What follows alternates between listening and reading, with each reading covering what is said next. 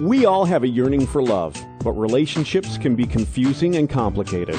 Dr. Tammi Balszewski says it all starts from within. It starts with a journey to center. Here's your host for Journey to Center on Empower Radio, Dr. Tammi Balszewski.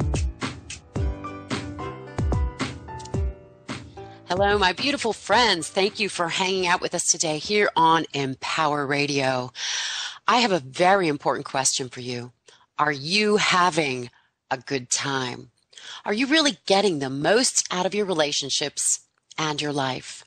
If not, or if you're ready to get more out of life, you are in the right place here on Journey to Center today. I often say the intention for my life is to be present in my loving and really suck the juice out of this human experience. And most days I feel I'm doing just that. I'm married to a man that I adore, I do what I love and am well compensated for it, I'm healthy, and I easily maintain my ideal weight. In other words, my life is working and I'm having a pretty good time on planet Earth. But it wasn't always this way. For much of my life, I struggled with depression, poverty with my health, and experienced some excruciatingly painful relationships. The truth is, it has taken a lot of work to get as lucky as I am today. Maybe my journey could have been easier, but I didn't know what to do or how to do it. That is why I love doing this show. I get to spend time with conscious creators and powerful teachers who generously share their wisdom and are committed to making the human journey more enjoyable, more prosperous, and more fun for me and for you. So today I'm excited about the conversation I'm going to be having with a kindred spirit whose intention is to inspire, uplift, and empower others and help them tap into their unlimited potential. I'm speaking to Lilou, Mace, the author of I Had No Money and I Liked It, which chronicles the ebbs and flows of true exploration and the journey to find brilliance, creativity, and abundance inherent in oneself.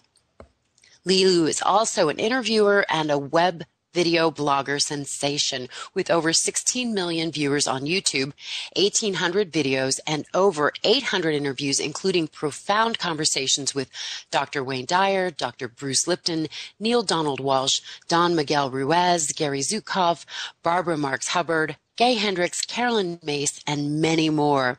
She's one of the fastest growing web TV hosts and is creating an international communication network to motivate and support millions of people in pursuing their dreams. Lilou believes that we all have the capacity to fulfill our greatest potential and manifest our dreams by focusing on our thoughts on what we want, listening to our heart, loving ourselves, being courageous, playing big, and applying her juicy insights, tools, and practices, which she shares daily on video. Lilou is very busy traveling the globe with her Juicy Living Tour, but is taking some time to be with us here today on Empower Radio and Journey to Center.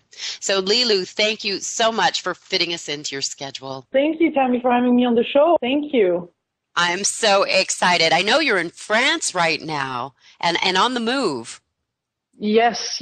I'm in France and heading to south of France actually tomorrow to Monaco and Nice and Cannes and all this beautiful area of south of France to interview some more people there. I love it. So can you tell me exactly what your Juicy Living Tour is all about? It's all about providing free information and interviews that I broadcast online on YouTube. And I basically interview people. I go to their homes, whether it's very famous people or a New York Times bestseller, but sometimes it's somebody that nobody has heard of.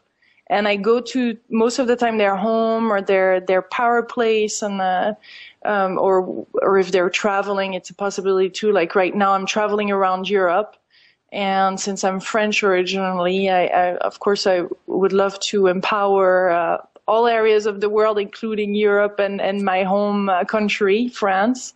But I just travel and go from one place to the next. That's what I did last year throughout the U.S. and Canada, and now I'm doing this in France. So I have those conversations that I call juicy conversations all around in many beautiful places. And it provides so much joy to my soul and to me, but also a lot of people are watching and being reminded daily how great we are as human beings. I love that. That makes me so happy to hear you say that, because that's something I like to do as well. So I'm really curious. I know you talk about humanity entering a new phase of evolution. How is last year's Juicy Living Tour different than this year's Juicy Living Tour? Last year has been just really, really beautiful because it was all about stepping in my dream and the vision fully. So instead of doing it as part-time or on the side or through Skype, I finally decided to go to New Mexico and starting the tour. So there was it was totally stepping in the unknown, not knowing where the money would come from and how all this would happen. So it was a pretty big bet, a 12 months tour. It's not like it's a 2-week. So it's been so life changing. I know to me and to millions that have been watching. But I must say that this year is different in the way that it's in Europe. So I thought I had a lot of preconceived notions on how it would go and how much more resistance people would have here, etc., regarding those spiritual topics. And far from it, I'm actually very, very delighted. I have some other challenges than last year. This year it's going deeper into probably the topics, but also a little bit so I'm opening up and seeing also some things that I don't like so much in this industry, and so I'm really stepping up and as being as authentic as possible with people watching, and to also give warnings, not just that it's all positive and beautiful, because it's a great journey when we step in our dream, but of course there's challenges. And so I'm meeting them and I'm sharing them also on video blogs. So it's not just interviews, it's also sharing my own journey through books and video blogs, etc. Yeah, I like your authenticity very much. I think it's really refreshing, and you have such a wonderful charisma. So I'm curious, you're saying that there's kind of there's the downside. On one end, you are stepping more fully into your faith, into the trust, and to the support, this dance with the universe. What are some of the downsides that you're experiencing from pursuing your dreams? Just the downside is I'm a very, I guess, positive person, and I just love life. There is truly something about life that I'm passionate about and want to explore more, and I'm curious. But obviously, when it takes when there's a lot of coordination and a lot of work and a lot of emails being received and a lot of things, the team need to grow. So I need to grow to be able to do that. So it's about then finding the right people and wanting to get help, to receive help, that's a whole other area. So it is just a new phase of organization, but most of all, because the donations are coming in. So I'm not at all worried like I was on day one of the tour last year. How am I going to travel and do those interviews? The donations are coming, of course. Donations are always welcome because there's always more and bigger, or just to travel even more and go to many more places. But I don't have that questioning anymore on my mind. But the most challenging part is that because I'm starting to be more confident as an interviewer and I want to go deeper into the topics, I also challenge sometimes more my interviewees, and I also interview people that are controversial. And so obviously some videos lately, I had to remove 5 of my videos because somebody threatened and kind of put a bit of pressure on me to remove them. So it's I think that's what a lot of us are facing now is we have to stand by also what we stand for, and sometimes it's very, very challenging So I'm learning how to deal with that. But the best way I found is just do videos and blogs in between and authentically say what's going on so that people don't think it's, when we step in our dream, is just all beautiful, because it's not. But there is this force, there is this protection I feel I have, there is this creativity, there is this beauty. It's not like it's a fear or a challenge, or, do you know what I mean? Absolutely. And I can really relate to what you're saying. I think I'm responsible, or I'm guilty of this, thinking I want something and then I'll get it and be happy. And it never really kind of works quite that way. We may get what we think we want, but there's always going to be unexpected, I call them challenges / opportunities, because there's always going to be growth available to us. So again, I like hearing what you're saying. And it's, I think in order for the branches to go high, the roots have to go deep. And that doesn't happen without that curve, that growing pains, I think. So you're speaking my language. I can really relate to what you're speaking of. Good. So something else I'm really interested from your perspective, because you do speak to so many new thought experts. What is the shift in consciousness that you're seeing, the changes that you're perceiving going on right now? Mm-hmm. And it's really cool, because it's so true that because I'm traveling and going to those places, I really feel I have a bit of a grip at what's going on, especially with all these travels on all those different continents. And to me, it really feels that people have been suffering and are suffering from how they're been living, or from their job or relationship, and that's why more and more people, of course, go to personal development seminars or into spirituality, because they feel there's something missing and there's something more. And so that's beautiful. That's been going on for a while, but I just love how a lot of people, and especially with all the job losses that are happening and the economy and all of that, and maybe the relationship being shorter, and just that people are really questioning the system. They're questioning the way we live. They're questioning the leaders, where I feel that we want more from life, and we're waking up, like it's like our brain is lighting up, the neurons are connecting, and our tuition is increasing, and we really have to all recognize that individually, that this is happening, and to see the signs of that we're evolving as a species. We're not anymore those people with a suit going to work every day. Some of us are, and there's a lot of people that are, but there's this profound desire for more. And there's so many stories that I'm putting online and uploading every day that are showing that there's some people that totally changed their life around, and they're so happy and in the bliss now.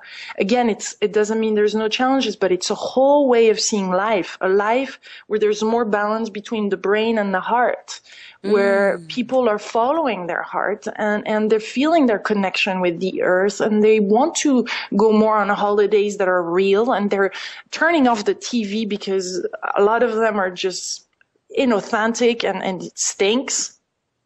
and really people just want more, but the real juice of life, the realness of life. And I just love that. And I really see more and more people are going for this kind of information and want to learn. And a lot of people are growing very, very rapidly right now. Mm-hmm. Well, I know that was true for me. Pain was my great awakener. And I often have people come to me as a counselor when they're in crisis. And I think crisis can either shut us down or can break us open. So it sounds like what your experience is people really kind of breaking open and showing up and becoming more creative and maybe becoming more independent in their thinking. That's very exciting. It is exciting. I love it. Oh my goodness, it's so exciting. And it creates so much joy and more beautiful emotion being shared. You see people with brighter eyes and with just can express their joy and their love, and it feels so much more natural than personally how I was seeing things or how I was living my life. So yeah, the failures are a big part of it. That's why my first book was I lost my job and I liked it. And the second one was I had no money and I liked it, because each of those were just milestones to discover who I really was beyond all the job title and the money on the account and the car I was driving. It was making me miserable to always catch up and sometimes live above my means. Yeah, it's like I think I did this too, living a life of just relying on my mind and my intellect. And I think I would have gotten away with that had I continued to be able to, but then crisis occurred and it was like that option no longer existed. And that sounds like your first book, that's kind of what happened to you, isn't it? Mm-hmm. Yeah, So the first book was I was in London and I got a job, because for 8 years in the US I had my own business, independent. I was independent. I was creating websites and logos and all of that when a lot of people wanted those. So it was a good business. And then little by little I discovered YouTube and the videos, and I posted more and more of those videos. But after 8 years of working for myself, I decided to accept this position over in London and to move back to Europe, because I was French originally. I had been living the past nearly 10 years in the US. I wanted to go back to Europe. And so I took this job in 2008. And then in 2009, I got fired from that job. And the truth is that during that time, I was stressed. I would not sleep. I had rosacea that started on my face. I would overwork like crazy, and it would be never enough. And it would be I was just miserable. And then when I received this news, I decided to, well, first it was shocking, but then it felt really like I was out of prison and I was up to a new start. So I describe in the book, it's the whole journey from the moment I received this phone call. So it's more like a journal where I use all the techniques I'm learning and how I shifted my emotions to finally do one of my biggest dreams, which was to put a first book out and to then afterwards just make a living from and live just doing this fully, videos and interviews and all of that, because I had already a couple of millions of views on YouTube at the time, so I knew there was more, and I loved doing it. But it took a lot of courage to go for it, because it seemed so big and so impossible at the time that I thought I wasn't good enough. So then there was a whole journey about that. Well, and I think, what you're speaking of is something I talk about a lot and have experienced myself again, is sometimes we can get so overwhelmed with our goal and we think we don't deserve it. And that can do one of two things. It can paralyze you or it can motivate you. But I think if we can set little goals up for ourselves and take little steps in that direction, then we can start to gain confidence that we are worthy. Important. Mm-hmm. Yeah, it's important, I feel, to take the first steps, and I describe those in the book. Like, one of the steps was, am I going to tell this to my mom and to my family and friends? And it didn't felt right at the time. I really questioned it, because I thought I had the experience prior that each time I would say something, then they would want to protect me so much that they would inject more fears. And so I thought, I'm going to protect this one. I'm going to protect this dream. And so I said I was looking for another job in the same area and the same in marketing, and I decided to protect it and to only speak to friends that I knew would understand what I was talking about and that wouldn't judge my ideas. So that was one of the steps, and even buying a website, a domain name sometimes is a step, or sometimes it means just having a big conversation with somebody. I like what you're saying. It's such powerful little nuggets of wisdom that you're sharing here. You know, you're being very discerning about what you shared with and whom, because you were planting like this little sapling, and it could have probably been easily uprooted, and you could have been discouraged if you spoke about it to people that you cared about that were maybe afraid for you. So it sounds like you were very discerning in your boundaries and what you shared while it was kind of taking root. Is that accurate? Yeah. Yeah. And I had and I think we really all have this like back and forth. Should I not? Is this really, oh no, I'm never going to make a living from this. I should go back to a regular job. But then this doesn't really feel right. So there's this whole moment where we're in between, and sometimes we have to do this bridge work or to do another little job or to make decisions. That's what I share in the second book. I had to go back to my parents for some time, for some months, because I just couldn't anymore live in London. It was too expensive, and I just knew that I had to again protect the dream and just watch things and don't rush it either. But I'm an action person, so I do things, but you know, it's just about listening, I think, to this inner voice and going at the pace that feels comfortable, not just waiting on our couch for things to happen, but take the time that you need to heal and to start loving yourself and recognize that maybe if you were in that job that you really didn't love for so long, and if that boss fired you, maybe it's the best thing that could happen. Maybe you didn't love yourself so much enough to choose another job and to go away before. So there's a lot of great news, and there's a lot of things that we can be grateful for by not judging immediately the event that happens. Yeah, that's absolutely true. I think you're speaking some really great truths here. I have goosebumps, and that's always a good sign. And something else you're bringing forward that I think is so vital is that balance between caring for yourself and allowing yourself to integrate and do the introspective work, but then also tether that with the action steps, balance that with the action steps. When do you move? When do you relax? When do you push forward? And when do you kind of just experience peace and pull back? So it sounds like you're finding your balance and your authentic shape through this process. Yeah. And I think it's the journey that we can all take on because it feels more and more that it comes down to that. Just allowing things to happen, being more ourselves, healing the parts that needs to be healed so we can be really in alignment and authentic with our being and just shine out, because there's not so much for us to do. But to just be in the world, we need to love ourselves and be connected to our heart, to our beingness, to just knowing that we deserve. And then there is a certain serenity, there is a certain just peace and joy and love that emanates, and that brings to us what we need. And that's the journey I'm on now, and I'm so grateful for being able to love, because I didn't know what love was before. I was protecting myself. That's why the second book subtitle is The Open Journey.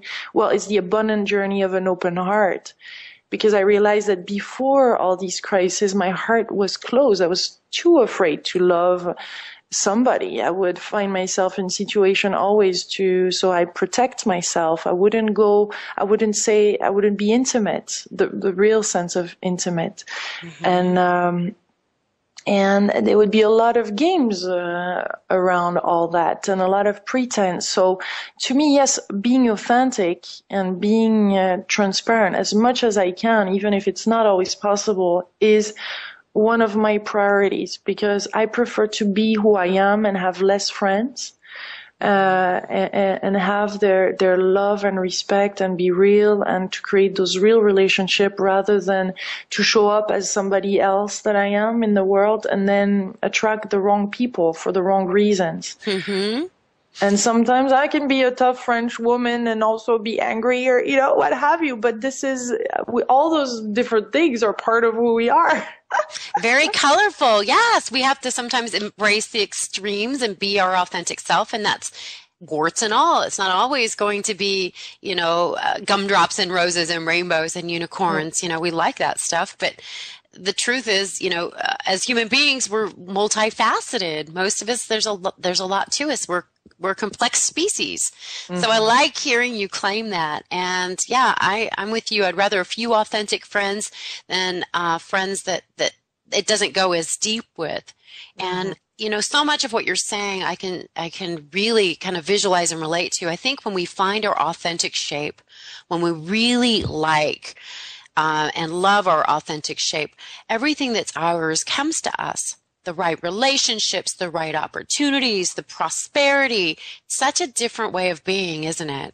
Yeah, and that's what people call charismatic, because you just come in a room and you shine. You don't need to do anything kind of a little bit strange to compensate the fact that you're not feeling comfortable or that you're going to be judged. And so there's just you being you. And I don't think there's anything more fun than being ourselves, because we're all so different. That it makes it so much fun and interesting then, and it's amazing to me the different relationships and level of relationships that we can have. There's just those where we just talk to somebody and it's just words, Yes. And there's this other conversation where it's like, wow, and going to the heart of the matter. Yeah, much makes such a deeper difference. level. Yeah. It's so liberating. It's so powerful. And to me, what you're describing is heaven on earth. Mm-hmm. So much fun to connect that deeply, to relax that deeply into ourselves and be able to connect from that space to another and be able to really discern who's really relaxed in that space, not posturing, not posing, just really coming from their heart. And those are just diamonds when we can find those connections and have those conversations. So this is a conversation I'm just enjoying thoroughly. And Lilou, I'm so excited. When we come back, I want to talk about your book. She has a great book about prosperity. So if you're really ready to up level in your prosperity and manifesting greater abundance, you're not going to want to miss this.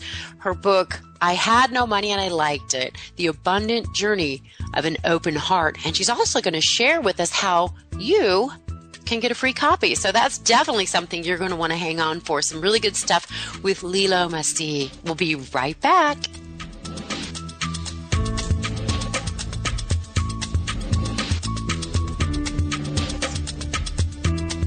Hey parents, do kids think you're out of touch because of the way you dress? Yes. Well, say hello to instant style with Fashion On. Just spray Fashion On whatever you're wearing and look cool in an instant. Turn orthopedic shoes into vintage high tops, pleated khakis into skinny jeans. Even clip-on ties become fly gold chains. Just spray, let it dry, and presto. What about my fanny pack? You mean your hip MP3 player? Wow. What about my bifocals? You mean your hot pink shutter shades? Hey, I can't see. But your kids can see you, and trust me, they see fashion. Thanks, Fashion On. Fashion On is not available in stores because it doesn't exist. But that's okay. You don't have to be perfect to be a perfect parent. Because kids in foster care don't need perfection. They need you. For more information on how you can adopt, go to adoptuskids.org. A public service announcement from the U.S. Department of Health and Human Services. Adopt Us Kids and the Ad Council.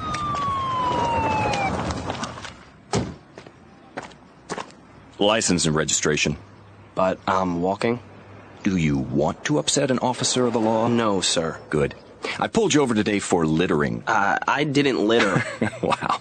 That's what they all say. Unfortunately, I saw you drop a pair of thunder thighs a few blocks back. Probably happened as you were biting into that apple you're holding. How'd you know they're my thunder thighs? Well, my young friend, I'd like to say 2 years, and the police academy helped figure it out. But between us, it was smallstep.gov. Smallstep.gov? Yep, Rooney. It's this site with tons of easy ways to lose weight. Some steps are so easy, people don't realize they're doing them. Like you taking small step number 83, snack on fruits. Go to smallstep.gov, you'll see. You can drive off now. I'm still walking. Take a small step to get healthy at smallstep.gov. A public service announcement brought to you by the U.S. Department of Health and Human Services and the Ad Council. Have you ever wanted to get your cat back after you lost it? Hi there, I'm Andrew Hoffman. I went on this website called inventnow.org. Then I decided to make an invention of my own. It's called the Lost Cat Magnet invention. So you can get your cat back after you lost it. Just turn it on, and lost cats stick to it. That's a good cat. If your cat was hiding up in a tree, it won't be up a tree anymore. It will be stuck to the lost cat magnet. And sometimes they fly toward you in the air. Just listen to one satisfied cat. See, that's proof. You should go to the inventnow.org website too. But just remember one thing. Don't do a lost cat magnet. Anything's possible. Keep thinking. Get started on your own inventions or just play some games at inventnow.org. Brought to you by the U.S. Patent and Trademark Office, the National Inventors Hall of Fame Foundation, and the Ad Council. You're listening to Empower Radio. Now back to Journey to Center with Dr. Tammi Balszewski. Hello, my friends. Thanks for hanging out with us here today on Journey to Center. We're spending some quality time with Lilou Mace. So excited to have you here, Lilou. Thank you, Tammi. It's good to be here. So I'm really excited. Yes, I'm really, really excited about getting into the content and the material of your book. I had no money and I liked it. I think for people who are struggling financially, they're like, what is she talking about? This is a really, really huge subject. So I'm really excited about digging into this and listening to your wisdom about this. Thank you. So you say if someone is struggling financially, there are reasons for it. There's good reasons for it. What might some of those reasons be? To me, and I can only share my own journey, but I know that I've had struggles, financial struggles, even though if I had a good education and I went to good schools, but I was using my relationship to money was always being strange, because I would, if I would not feel right, I would go shopping. I've tried coming from France, and living in the US and starting to be independent. I've tried those credit cards. And I would just be, it would never be enough. And I would associate myself to some brands and to some car brands and all of that. And it was just always like running and chasing and just, there was something that was off. I feel now about my relationship with money. I wasn't understanding when people were talking about abundance and that it is natural and for all of us. I've read the Little Money Bible and the which I found really to this day really nice, but I missed the little subtleties of it. That was, I think Stuart Whittle wrote it or something. And all those Napoleon Hill books and all of it. I mean, I went to some seminars. I did Harv Eckert and The Millionaire's Mind and The Blueprint and trying to understand. But it would I would spend a lot of money in those seminars, and they would promise that if I would sign up for it now, and that I should now, because that's probably the reason why I was not successful. So I signed up for those and I put it on the cards but none of it really worked. And it was the same problem. Who was really making money as those teachers. Uh-huh. and I laugh about it now because I can feel, just talking about it, the stress that that I had in my life and how inauthentic and stinky it was. And now, so what happened is that I decided to stop being self-employed and work for somebody. So I flew to London and accepted this position of director of marketing for this company. And, it was a well-paid job in London. So I was really happy. And then I got fired. So from that moment, I was living in a very expensive city. And I was facing the same problem and challenges and a lot of pressure and a lot of panic attacks, because I was really like, oh my goodness, how am I going to pay the bills? How am I going to survive? What's going to happen? And I would cry a lot, and it would be terrible. And I would have a lot of conversation, and that's what I describe in the book, because the book is a course of a year of my life during this transition, where from those struggles to one day, this beautiful, and of course it's a series of events that led me to finally just let love in. And I know it's quite, it can seem woo-woo, or just like, how does this happen? Can I just ask for it and it comes? But I think it's really a journey that we can all take on by just asking, the question, like, how can I live with an open heart? What is an open heart? How can I let love in? And to be authentic with ourselves by saying, I don't know how to love. I haven't loved. That was personally when I really looked for real at what was happening, that my heart was not open. I was protecting it in relationships. I was afraid. And this moment was beautiful, and I see it as a moment of rainbow. Like now I see, and that's why on the cover of the book I'm with a rainbow in the background, because even with the video blogs that I was doing on YouTube and the interviews, well, the videos at the time, video blogs, you can see the whole difference between in that moment of shift where I start to see and connect with nature and people and being grateful for small things and not being afraid, like living from a loving perspective instead of a fearful one. And there was this release, there was this moment of shift. It doesn't mean that then it was just plain selling, but there was this moment of shift, and it felt to me, if I could just put it on just like a visualization, it was just like the light was coming in the heart. There was no more this armor around it and this shield to protect it.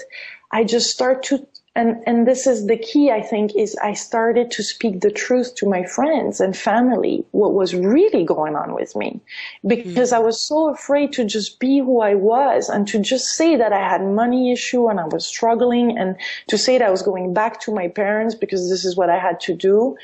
And I was 32, and after, driving a little Z4 BMW and having the great life, it was a humiliating moment. It was very humbling. But it felt just so good. And I thought, I just need to be who I am. And regardless of what I do, where I am, I'm still going to upload video. Even if I'm homeless, I'm still going to do this. I love it so much.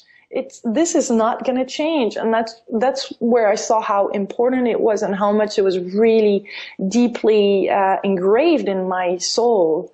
And it was my purpose to do those videos, to share them no matter what. And once I was free from that, when I realized the core of the core, the center of it all, there was this soul, there was this heart, and I wanted to play a role here. Then the story was, and my life was not even more about me. It was about others, and it was about sharing and giving gifts and presents and being there for others and listen and do things that were not so much because of or because I have a goal or in order to. What is interesting about what you're saying here is I'm hearing you say that it was so vital for you to become emotionally vulnerable in order to start receiving your abundance. Yeah, it was. For me, it was part of the process, to be vulnerable and real and move forward like on a clean new page. This is the beginning. This is a new start. And it can take a lot of courage to do that, as you well know, as I know. So I'm wondering, Lilou, if you have maybe some suggestions. I would imagine we have some people hanging out with us that maybe there's a gap between where they are right now and where they really want to be, how might you suggest they begin to close that gap? I do suggest to read the book if they can, because it will really help through this process, and they'll really see themselves in it. Because I was with a dictaphone at the time, so it's really in the moment where I was living it, and that's what's beautiful about the book, is that you really feel it. But if I look back, it's one small thing after the next. It's a decision. It's a declaration. It's a going for a walk. It's a having in the woods, in nature. It's having a conversation. It's maybe letting go of a place. It could be changing job. It could be just forgiving. It could be writing a letter. There's so many things. I don't think there is one solution for all. And I was applying a lot of different things I had learned, and a lot of things that were coming to me at the time. So there's a lot of exercises that exist out there, and there's a lot of seminars we can go to, and a lot of books that we can read. But I think one that really, to this day, I'm still remembering is the from Gay Hendricks, when I later on interviewed him. But I love what he says when he has this wonder question. So he starts his day by wondering, like, and making that noise for him is really important. Like, I wonder what new solutions are going to come my way today. I wonder how beautiful today is going to be, or I wonder how I'm going to be able to live my life purpose, or to close this gap, to feel this abundance, and of course gratitude. I mean, gratitude. So many people speak about gratitude. It's not a mistake. It's not a la-la land. It's so true. Being grateful for whatever happens to us, even bankruptcy, hard times, you name it, then transmutes the energy of whatever that is that happened, and then we can really see the gift in it. Because when we see the gift in it, then we're like alchemists. We can shift things around so fast, and new ideas, creative solution, the people, everything. Because then you're at a different frequency, and then you're attracting a different solution to the problem. And it's quite surprising. I know it's difficult. Oh my goodness, I know. But if you can little by little just try to go into gratitude and find small things, it will really grow. And just that simple thing, going to bed and saying 5 things that you're grateful for at the end of the day, might change your life. Well, yeah, and I think, again, what you're saying is so powerful. It's like having that, I love the Gay Hendricks thing, opening your mind to wonder, having that beginner's mind, staying really open, being like a child, really open instead of thinking and also surrendering the resistance. And I think you're right, is if we can start to direct our focus towards what we're grateful for rather than what we're angry about, it opens us up and it changes our vibration so that more good things can start to show up in your energy field, in your life. So that was a lot of really great material right there that you shared with us. I hope people are taking notes. And so, Lilou, if people are going, yeah, you know what, I want to get her book, how do they do that? Oh, you can just go on Amazon and type, I had no money and I liked it. Or my name, Lilou, Lilou, and you'll find it. Or you can go to a bookstore and they will order it and it'll come. There's also the ebook version. There's many ways. So just type in the title, I had no money and I liked it. And if you lost your job, I lost my job and I liked it. And I'm working on the 3rd book, which is going to be, I found my purpose and I love it. And it's true. I do. I feel like you totally are. When you're talking about, I don't care if I'm homeless, I'm going to do this. That's generally a testament to the fact that you're really starting to step into your life's purpose. Yeah.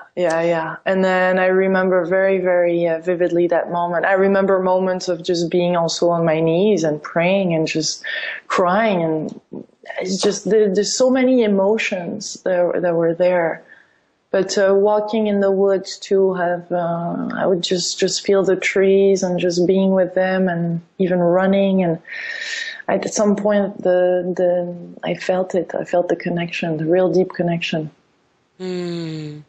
Yeah, nature is such a healing, powerful force. And I found it interesting that when we're in that peaceful, kind of meditative, relaxed state, we're kind of in our theta brainwaves. And that's the pulsation or the vibration of the earth as well. So if you're stressed and you're having all the monkey mind beta brainwaves going on, spending time in nature can kind of bring you back to center, kind of bring you back to that peaceful place.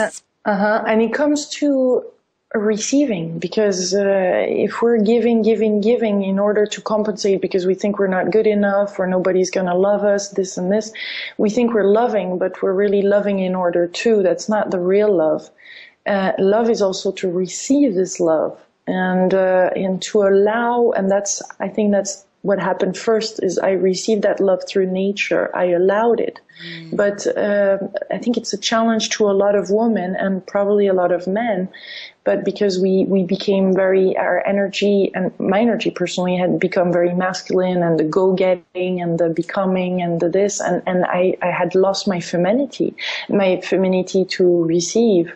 And so that's, with that too, a lot of the feminine aspects have come in, like a lot of beautiful things too, and the acceptance. But it's women and men have to bring in the feminine, not just the woman. But I particularly challenge the woman, because it's easy to say it's man's fault or how the society is going, but it's not really the real issue. It's not the issue either that you might have not reached your dream because you have no money. Money is another very good excuse. But it certainly is not important when we start to see that this is what you really want to do, and you have this then co-creation. You're co-creating then after that. It's not an obligation for the universe to answer your prayers or to have friends or people help you, and you're not the victim anymore. You're truly there in the co-creation and the dance. Stepping into that flow. Yes, they often, there's job, career, and life purpose.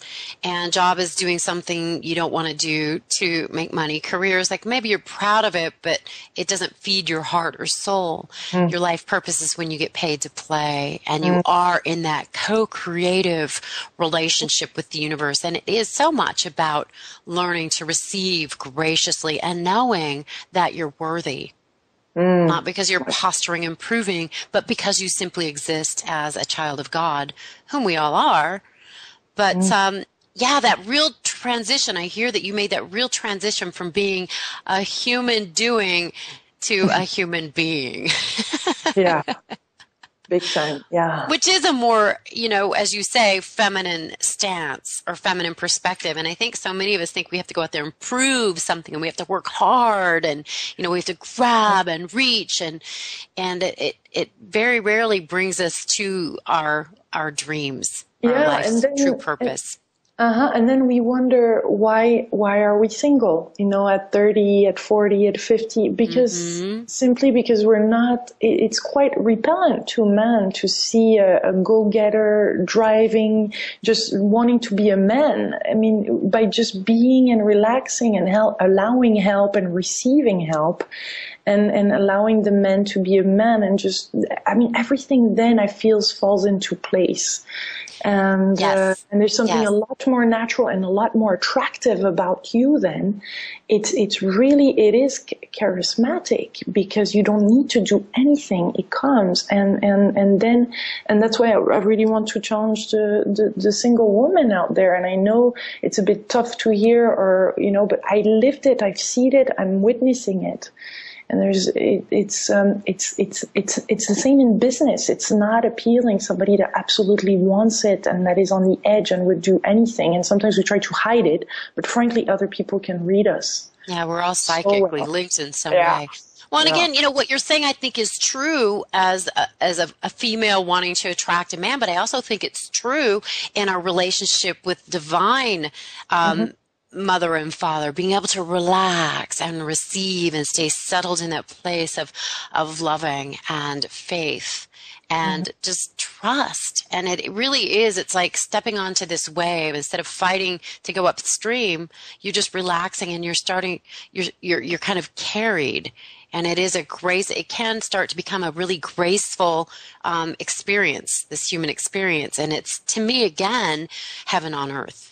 And it's a stream. It is true. It's a stream. It's a current. It's a flow. And the more we are being ourselves and are authentic, then the more this flow is big and that's the abundance.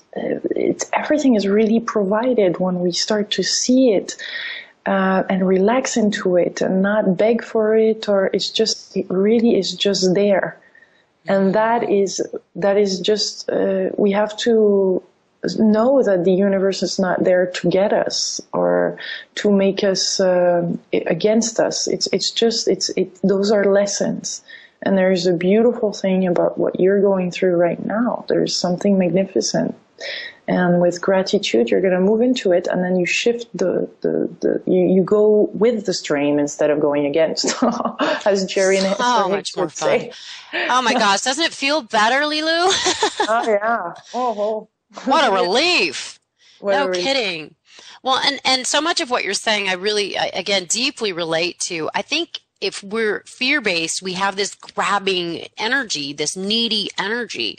And if you're walking in, I was an actress for a while, if you're walking into an audition or a job or even going on a date, it's not an attractive, magnetic, charismatic energy. What is attractive, magnetic, and charismatic is being settled into the place of love within oneself. And if you really want to know what it's like, you can go and swim with dolphins. Dolphins. I love them so much too. And I met so much. I met them in Hawaii, and they have this gentleness and this peace and this beingness. And this is exactly that feeling that I'm talking about. They're really an incarnation of what we can be. Yeah, they're little angels. I have a boat, and sometimes we'll take it out into the ocean, and I always like to go south near San Pedro because they come out and they play with the boat and they race along with us. And one time I was like, shut off the engines, and I jumped in the ocean. My husband's like, what are you doing? I was like, I want to hug one so badly. And you can just swim with them. I know in some waters you can just swim with them. The wild dolphins, like in Hawaii, you just go with they go by pods, and there's never just one dolphin, and you go not facing them, but you just merge with them, and you'll see they'll surround you, they'll play with you, depending also how good you feel. And the more you're at a higher vibration, the more they'll come there. If you're not coming from fear, they'll be there, and they'll want to play with you. And it's surreal. It really is I would say a multi-dimensional experience.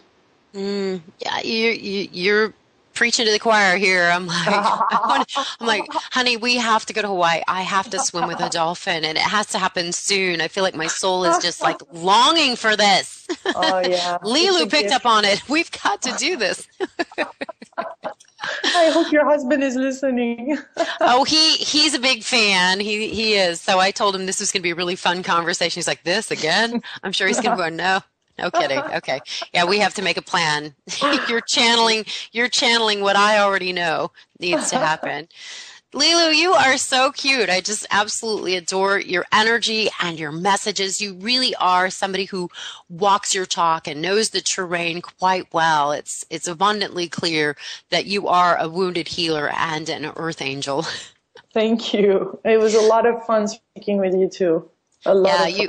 You are really a pleasure, and this has really been a true privilege. So we only have like 1 minute left here, and I want you just to share with me what your concept of true success is.